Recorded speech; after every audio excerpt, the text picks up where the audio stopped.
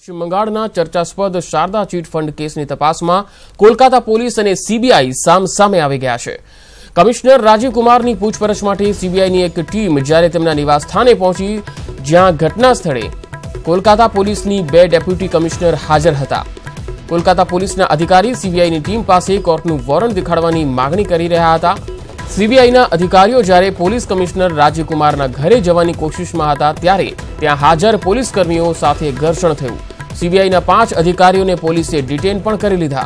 સમગ્ર મામલે મમતા બેનર્જીએ વિરોધ નોંધાવ્યો અને મોદી સરકાર પર આકરા પ્રહાર કર્યા। બાદમાં તેઓ મોદી સરકારના વિરોધમાં ધરણા પર બેસી ગયા। સીબીઆઈના તમામ અધિકારીઓને મુક્ત કરવામાં આવ્યા અને સીબીઆઈ ઓફિસની બહાર સીઆરપીએફનો કાફલો ખડકી દેવામાં આવ્યો।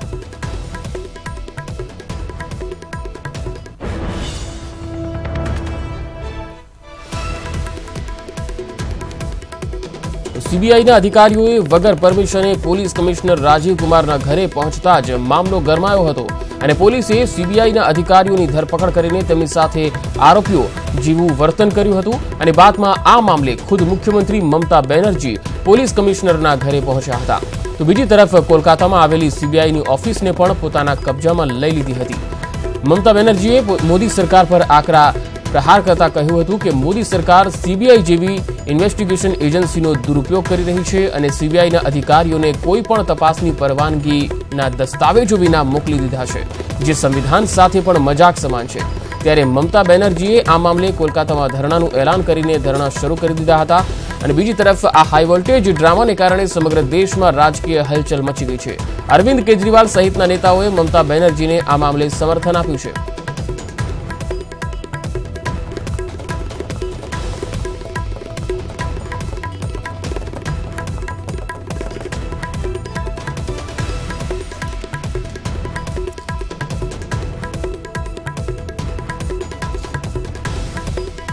તો ગઈકાલે જે રીતે સીબીઆઈની એક ટીમ રાજીવ કુમાર કે જેઓ કોલકાતાના કમિશનર છે અને તેમને ઘરે જ્યારે તપાસ અર્થે પહોંચી હતી, ત્યારે હાઈ વોલ્ટેજ ડ્રામા ત્યાંથી જ શરૂ થયો હતો અને સીબીઆઈના 5 અધિકારીઓને પહેલા તો અરેસ્ટ કરી લેવાયા હતા, જેને લઈને થોડીવાર માટે પોલીસ અને સીબીઆઈના અધિકારીઓ વચ્ચે ઘર્ષણ પણ થયું હતું। જોકે બાદમાં સીબીઆઈના આ તમામ અધિકારીઓને મુક્ત કરી દેવામાં આવ્યા હતા। જોકે હવે આ સમગ્ર મામલાને લઈને સીબીઆઈ સુપ્રીમ કોર્ટમાં જાય તેવી શક્યતા છે, કારણ કે ગઈકાલે રાત્રે જ મુખ્યમંત્રી મમતા બેનર્જી જે રીતે ધરણા પર બેઠા છે અને સીબીઆઈ પર તેમણે આરોપ લગાવ્યા છે, કેન્દ્ર સરકાર પર આરોપ લગાવ્યા છે, ત્યારે સીબીઆઈ એ સુપ્રીમ કોર્ટે નક્કી કરેલા દિશા નિર્દેશ પ્રમાણે તપાસમાં લાગી હતી। ત્યારે એ તપાસમાં જે રીતે સરકાર ત્યાંની બાધક બની રહી છે, પશ્ચિમ બંગાળની સરકારે તેમને તપાસ કરવા નથી દીધી અને તેમણે રોક્યા છે, તેને લઈને કદાચ સીબીઆઈ આજે સુપ્રીમ કોર્ટમાં જાય તેવી શક્યતા છે। તો મોદી સરકાર અને પશ્ચિમ બંગાળની મમતા બેનર્જી સરકારમાં ખેંચતાણ વચ્ચે રવિવારે રાત્રે બંધારણીય સંકટ જેવી સ્થિતિ સર્જાઈ હતી। શારદા અને રોજવેલી ચીટ ફંડ કૌભાંડ મામલે કોલકાતાના પોલીસ કમિશનર રાજીવ કુમારની પૂછપરછ માટે સીબીઆઈના 40 અધિકારીઓની ટીમ તેમના ઘરે પહોંચી હતી, પરંતુ સ્થાનિક પોલીસે ટીમના 5 સભ્યોને 6 વાગ્યે જ ઉઠાવી લીધા અને આ સંઘર્ષ વચ્ચે અધિકારીઓને 3 કલાક સુધી પોલીસ મથકમાં રાખવામાં આવ્યા।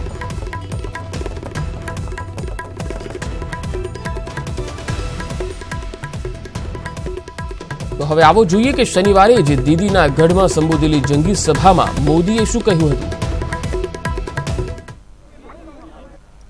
ये चिटफंड हो, शारदा हो, पेंटिंग हो, सारे तार एक ही दरवाजे पर जा रहे हैं। भाइयों और बहनों, मुझे जो ये पानी पी पी करके कोसा जाता है, गालियां दी जाती है, उसकी वजह यही है कि मैं भ्रष्टाचार और काले धन के खिलाफ कार्रवाई कर रहा हूं और इसी वजह से ये लोग इतना बौखला गए हैं कि जांच एजेंसियों तक उनको पश्चिम बंगाल आने से मना कर रहे हैं। अरे दीदी, अगर कुछ गलत किया नहीं है तो इतना डरने की भी जरूरत क्या है। अरे किस बात का डर लग रहा है रे? अरे आपको तो याद होगा, मुझे भी गुजरात में 9 घंटे तक बिठाकर दिल्ली से आई जांच एजेंसियां पूछताछ करती थी। वहां भी सीबीआई अपना खेल करती थी। उस समय की यूपीए की सरकार सीबीआई का दुरुपयोग हमारे खिलाफ करती थी, जो चाहे वह करवाती थी, लेकिन हमने कभी संस्थाओं को अपमानित नहीं होने दिया। हमने कभी गुजरात से सीबीआई को निकालने का निर्णय नहीं किया। हमने कहा और को लाना है तो ले आओ, हम ईमानदार है, हमें कुछ होता नहीं।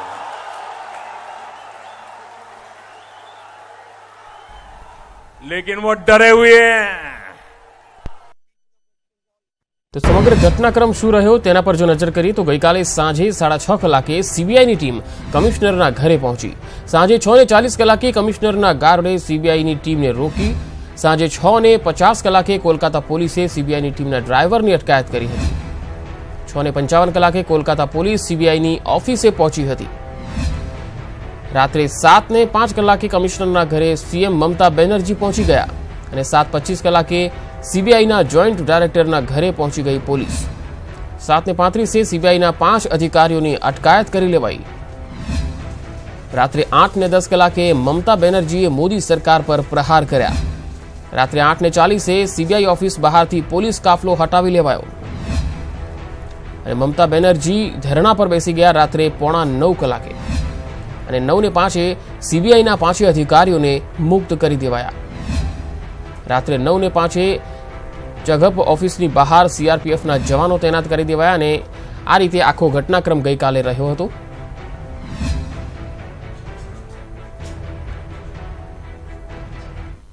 तो कोलकातामां उभी थयेली स्थिति बाद टीएमसीना नेताओं ममता बेनर्जीनी साथे जोड़ाई गया छे, जेमां टीएमसीना नेता डेरेक ओब्रायन जणाव्युं हतुं के सोमवारे ते विविध विपक्षोने साथे राखीने राष्ट्रकक्षा मोदी सरकार सामे लड़त शुरू करशे। संविधान बचाने के लिए धरना। और कल सवेरे हम लोग सब ऑपोजिशन पार्टीज जो यूनाइटेड इंडिया रैली जो हुआ था 19 तारीख में, वो कलकत्ता में हुआ 19 जनवरी। वो यूनाइटेड इंडिया रैली 19 जनवरी में जो हुआ, वो मोदी शाह का बीजेपी देख के एकदम घबरा गया और किसी को नहीं छोड़ता। हमको तो डर नहीं है। वो अखिलेश भैया उत्तर प्रदेश में नहीं छोड़ता, उनको पीछू में सीबीआई लगाता, बहन मायावती जी कांग्रेस पार्टी को लगाता, टीडीपी को लगाता, आरजेडी को लगाता, आपको लगाता, बाकी क्या रह गया। लेकिन हम लोग ऑपोजिशन एक साथ ये लड़ेंगे। हम लोग बात भी किया सब पॉलिटिकल पार्टी से, आज दिस इवनिंग में आज बात किया, और कल हम लोग अपील करूंगा सब ऑपोजिशन पॉलिटिकल पार्टीज को, ये हम लोग एक साथ ये लड़ेंगे। दूसरा मैं बताऊं, कल 5:30 बजे हम लोग तय किया जो हम लोग ईसी में जाएगा, ऑल ऑपोजिशन पार्टीज, और मॉर्निंग में हम लोग हमारा जो एमपी है 47 एमपीज, हम लोग लोकसभा और राज्यसभा में सब ऑपोजिशन पार्टी से बात करेंगे और पूछेंगे ये एक साथ हम लोग लड़ना है क्या, किसके लिए लड़ना है। 2019 BJP finish, 2019 Modi Shah finish, 2019 India को बचाना है। तो सीबीआईना अधिकारीओए परवानगी विना कलकत्ताना पोलीस कमिश्नरना बंगला सुधी घुसी जવાનો प्रयत्न करता विवाद थयो छे, जेना पगले ममता बेनर्जीए मोदी सरकार सामे धरણા શરૂ કર્યા છે। જે અંગે ભાજપના પ્રવક્તા નલિન કોહલીએ જણાવ્યું હતું, આવો સાંભળીએ। बंगाल में अभूतपूर्व अकाल्पनिक स्थिति है। ऐसे कभी परिस्थिति नहीं देखी गई जहां इतने बड़े घोटाले हजारों करोड़ के 30-40 हजार करोड़ के नारदा शारदा ये जो घोटाले हुए, सुप्रीम कोर्ट, माननीय सुप्रीम कोर्ट के आदेश पर इनमें जांच हो रही है और पश्चिम बंगाल की सरकार सीबीआई को अपना जांच करने में रोक लगा रही है, उनको हिरासत में लिया जा रहा है। ऐसे अकाल्पनिक बात है, क्यों छुपाई जा रही है ये बात? क्या छुपाने वाली बात है जो घबरा रहे हैं कि सीबीआई जो है इस सत्य को सामने लाएगा। इसके अतिरिक्त लोकतांत्रिक प्रक्रिया में भी ममता बनर्जी ने और उनकी सरकार ने हर चीज किया है लोकतांत्रिक प्रक्रिया को भंग करने के लिए। भाजपा के कार्यकर्ता नेताओं को मारा गया है, हेलीकॉप्टर की आने की अनुमति नहीं दी गई है, रैलियां नहीं हो पा रही है, अलोकतांत्रिक रूप से वो सरकार चल रही है और संविधान का बिल्कुल विनाश करने में लगे हुए हैं। जिस प्रकार के ये हरकतें आ रहे हैं पूरे घोटाले की जांच में। ગાંધીનગરમાં ભાજપના લોકસભાનું ક્લસ્ટર સંમેલન યોજાયું, જેમાં સીએમ રૂપાણી, પ્રદેશ પ્રમુખ જીતુ વાઘાણી સહિતના નેતાઓ અને કોર્પોરેટર અને મેયર હાજર રહ્યા. અમદાવાદના પૂર્વ, પશ્ચિમ, ગાંધીનગર અને સાબરકાંઠા લોકસભા વિસ્તારનું ક્લસ્ટર સંમેલન યોજાયું, જેમાં ચૂંટાયેલા 3 સાંસદ, અમદાવાદ પૂર્વના સાંસદ પરેશ રાવલ, ગાંધીનગરના સાંસદ લાલકૃષ્ણ અડવાણી અને સાબરકાંઠાના સાંસદ દીપસિંહ રાઠોડ ગેરહાજર રહ્યા. ત્યારે આ સંમેલનમાં સીએમ રૂપાણીએ સંબોધન કરતા જણાવ્યું હતું કે કામે લાગવું જોઈએ, બધું થઈ રહ્યું છે અને આગળ પણ કરીશું એ વાતને મૂકીને તમામ કાર્યકર્તાઓએ કામે લાગવું જોઈએ. વ્યવસ્થાના આધાર ઉપર ભારતીય જનતા પાર્ટી ચૂંટણી દરેક વખતે વ્યવસ્થાના આધાર ઉપર જીતીએ છે, પણ એક નવી વ્યવસ્થા શક્તિ કેન્દ્રનો ઇન્ચાર્જ હું માનું છું કે માંડ 1 બુથથી માંડીને 4 બુથ તેથી વધારે લગભગ એક શક્તિ કેન્દ્રમાં ન આવતા હોય, કોઈ જગ્યાએ 5 હશે, એમના સેનાપતિ તરીકેનું કામ એ મિત્રો આપ સૌએ કરવાનું છે. સીધા નરેન્દ્રભાઈ, સીધા વિજયભાઈ, સીધા જીતુભાઈ એ લોકો સાથે નહીં જોડાઈ શકે. આ તો તમાચો મારીને ગાલ લાલ રાખવા જેવી વાતો કરે છે. અમારો ધારાસભ્ય નહીં, અમારો એક નાનો કાર્યકર્તા પણ સપનામાં તમારા સંપર્કમાં ન હોય કોઈ દિવસ. એટલા માટે કે વિચાર માટે કામ કરે છે, એક ધ્યેય માટે કામ કરે છે. કોંગ્રેસ વાળાની જેમ કોઈ માત્ર તક માટે કામ નથી કરતા. એક ધ્યેય છે, એક વિચાર છે, એક લગન છે, ધૂન છે, ધૂન સવાર થઈ છે એમ કહીને એ પ્રકારે કામ કરનારા કાર્યકર્તા છે. પંચમહાલના ભાજપના સાંસદ પ્રભાતસિંહ ચૌહાણનો બફાટ કરતો એક વિડીયો વાયરલ થયો છે. આ વિડીયોમાં ચૌહાણ કહી રહ્યા છે કે રેલવે મંત્રીને પાટા પર સૂવાની ચીમકી આપ્યા બાદ ટ્રેનના સ્ટોપેજ મળ્યા છે. ગોધરા રેલવે સ્ટેશન ખાતે ગરીબ રથ અને કોચીવલી ટ્રેનના સ્ટોપેજના સ્વાગત કાર્યક્રમ દરમિયાન આ નિવેદન આપતો વિડીયો વાયરલ થયો છે.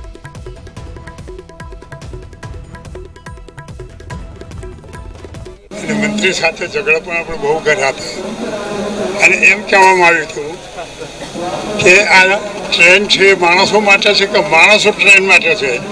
આ પણ શબ્દ મારે બોલવા પડ્યા હતા અને છેવટે એમ પણ કહ્યું હતું આપણે કે અમે પાટા ઉપર સૂઈ જઈશું તો અમે મારી ઉપર ટ્રેન ચડાવી દઈશું. આવા ઝઘડા કર્યા પછી પેલા 2 વર્ષ પહેલાં 2 સ્ટોપેજ મળ્યા કે સારા રાષ્ટ્રમાં, સારા હિન્દુસ્તાનમાં રેલવેની આવક ગુજરાત જેટલી બીજા ક્યાંય નથી સાહેબ, મારી જાણ ખાતર કહું છું. કોંગ્રેસના પ્રવક્તા મનીષ દોશીએ પ્રધાનમંત્રી કૌશલ્ય વિકાસ યોજના પર પ્રહાર કરતા કહ્યું છે કે આ યોજનાનો પરપોટો ફૂટી ગયો છે. All India Council for Technical એજ્યુકેશનની વેબસાઇટના આધારે મનીષ દોશીએ દાવો કર્યો છે કે યુવાનોને રોજગારી મળે તે માટે 2016-17માં આ યોજના લાગુ કરાઈ હતી, પરંતુ 2016-17માં આ યોજના અંતર્ગત ગુજરાતના 1 યુવાનને નોકરી મળી, તો 2017-18માં યોજના અંતર્ગત એક પણ પ્લેસમેન્ટ કરવામાં નથી આવ્યું. All India Council for Technical Education એની સાથે જોડાયેલી ઇજનેરી ડિગ્રી ડિપ્લોમા અભ્યાસક્રમ અને ડિગ્રી ડિપ્લોમા અભ્યાસક્રમમાં જે રીતે કૌશલ્ય વિકાસ યોજનાના વિવિધ અભ્યાસક્રમો ચાલે છે તેમાં ગુજરાતમાં 2018 વિદ્યાર્થીઓ નોંધાયા હતા 16-17માં. એમાંથી 1 વિદ્યાર્થીને નોકરી મળી એવું સત્તાવાર AICTEની વેબસાઇટ કહે છે. 17-18માં 5,915ની સામે 0 પ્લેસ થયા છે અને 18-19માં 11,400 સામે 0 વ્યક્તિને રોજગાર મળ્યો તેવું જણાય છે. બનાસકાંઠામાં આજે કેન્દ્રીય મંત્રી મનસુખ માંડવિયાના હસ્તે એલિવેટર ઓવરબ્રિજનું શિલાન્યાસ કરવામાં આવ્યું. છેલ્લા ઘણા વર્ષોથી ડીસાવાસીઓની માગણીને ધ્યાનમાં રાખીને સરકારે ₹222 કરોડના ખર્ચે બનનાર ઓવરબ્રિજનું ઉદઘાટન કરતા રોજના 30,000 વાહન ચાલકોને રાહત થશે. આ પ્રસંગે કેન્દ્રીય મંત્રી મનસુખ માંડવિયાએ જણાવ્યું હતું કે શહેરની મધ્યમાં પસાર થતા 4 કિલોમીટર લાંબા બ્રિજથી 30,000 વાહન ચાલકોનો સમય અને ઈંધણની બચત થશે. ડીસા વિસ્તારની અંદર એલિવેટેડ બ્રિજ માટે આ વિસ્તારના સાંસદ આદરણીય હરિભાઈ અને આ વિસ્તારના ધારાસભ્ય આદરણીય શશિકાંતભાઈની ઘણા સમયથી માંગણી હતી. એમની માંગણી, એમની લાગણીને માન આપીને 200 કરોડ રૂપિયાના ખર્ચે આ એલિવેટેડ બ્રિજનો આજે શિલાન્યાસ થયો છે. આગામી 24 મહિનાની અંદર આ બ્રિજનું કામ પૂરું થશે. 200 કરોડ રૂપિયા આ બ્રિજ પાછળ ખર્ચાશે. અને હવે વાત સ્વાઇન ફ્લૂના કહેરની.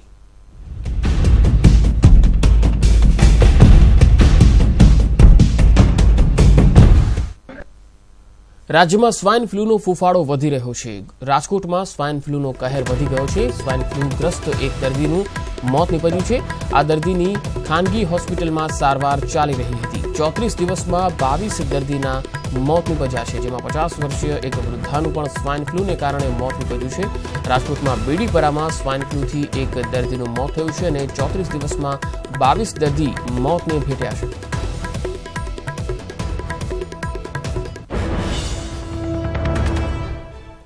રાજ્યમાં સ્વાઇન ફ્લૂનો કહેર યથાવત દેખાઈ રહ્યો છે, ત્યારે વડોદરા સહિત મધ્ય ગુજરાતમાં સ્વાઇન ફ્લૂના કેસમાં લગાતાર વધારો થઈ રહ્યો છે, જેને લઈને હવે તંત્ર માટે પણ આ મોટો પડકાર બની ગયો છે.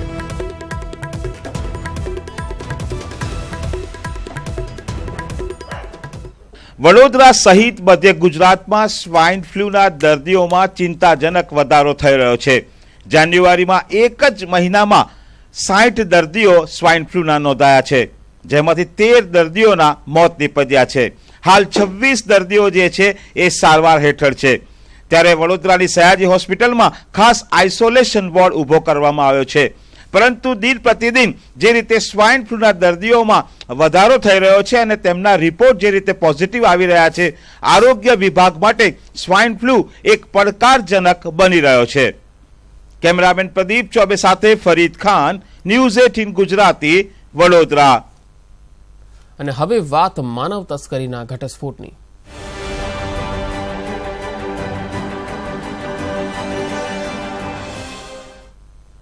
અમદાવાદમાંથી થયો માનવ તસ્કરીનો પર્દાફાશ. બાળકીઓને વેચી મહિલા કમાતી હતી રૂપિયા. કેવી રીતે આવી પોલીસના સકંજામાં, જોઈએ.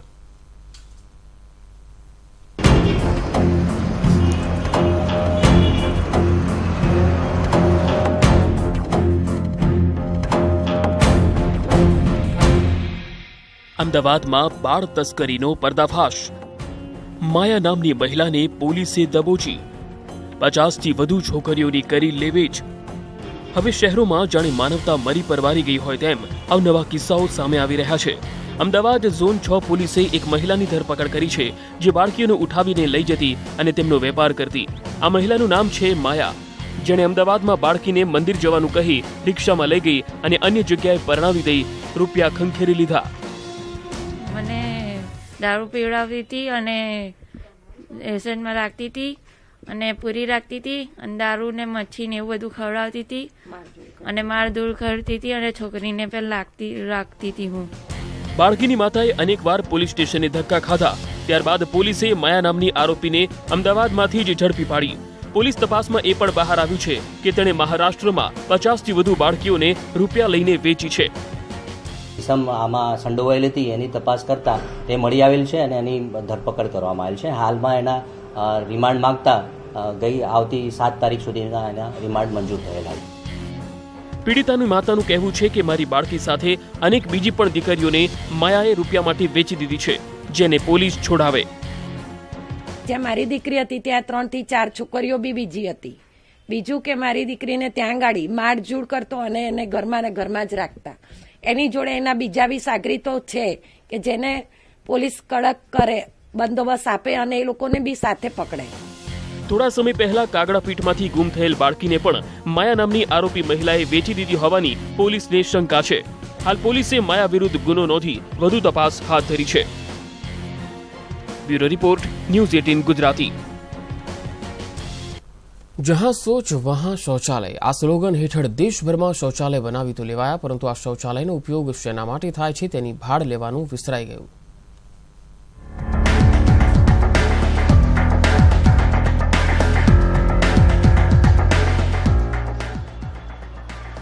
અરે ભાઈ, ઊભા રહો, ત્યાં ન જશો. ત્યાં ભલે લખ્યું હોય કે દિવ્યાંગો માટે શૌચાલય આ તરફ છે, પણ એ શૌચાલય નહીં, સ્ટોર રૂમ છે.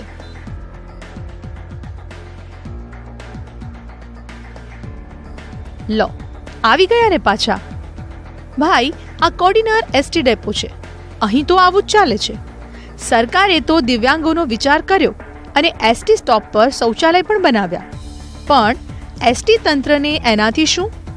એસટી વિભાગના અધિકારીઓએ તો શૌચાલયને સ્ટોર રૂમ બનાવી દીધો. જ્યારે બહારથી બસ સ્ટેન્ડનો નજારો જોઉં તો એમ લાગે કે આધુનિક બસ સ્ટેન્ડ બન્યું છે, પણ જ્યારે કોઈ પણ ટોયલેટ બાથરૂમમાં જાય ત્યારે ખબર પડે કે એની સ્થિતિ બહુ ખરાબ છે. મેં જોયું તો અહીંયા શૌચાલયમાં અત્યારે દરવાજા તૂટેલા છે. આપણે શૌચાલયની જગ્યાએ માલ સામાન ભરવામાં આવ્યો છે, નથી પાણીની સુવિધા. કોડીનાર એસટી ડેપોની પાછળના ભાગે આવેલા દિવ્યાંગોના આ શૌચાલય એટલે કે સ્ટોર રૂમ અત્યંત જર્જરિત અવસ્થામાં છે. દરવાજો તૂટેલી હાલતમાં છે તો દરવાજા બહાર અને શૌચાલયની અંદરના ભંગારનો ખડકલો છે.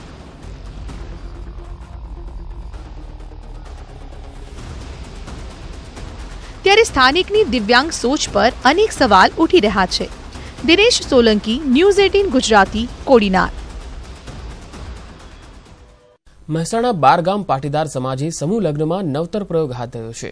સમૂહ લગ્નમાં દાતાઓએ 25 નવદંપતીને હેલ્મેટની ભેટ આપી અને રોડ સેફટીના સોગંદ લેવડાવ્યા હતા.